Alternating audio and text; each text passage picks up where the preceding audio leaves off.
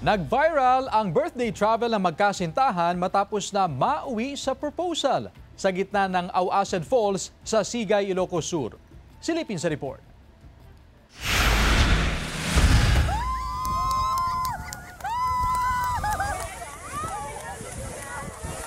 Yan ang eksena sa gitna ng tuloy-tuloy na buhos ng tubig sa Auasen Falls sa Sigay, Ilocos Sur.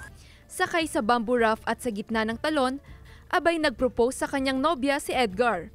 Naging challenging daw ang kanyang proposal dahil baka mahulog ang singsing. Pero nagtagumpay naman ang kanyang plano at napayes ang kanyang the one and only Emmeline. Talagang kinakabahan nga ako kasi ilang hugot ko sa bulsa, hindi ko mahugot kasi na out balance pa. Sabi ko pa, mahulog. Wala. Pero kung mahulog ay sisiring ko para matuloy lang.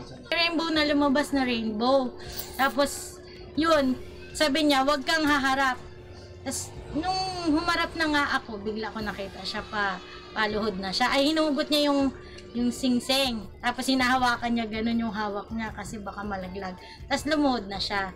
Napili ni Edgar ang Auasen Falls na mag-propose dahil sa kakaibang ganda ng lugar.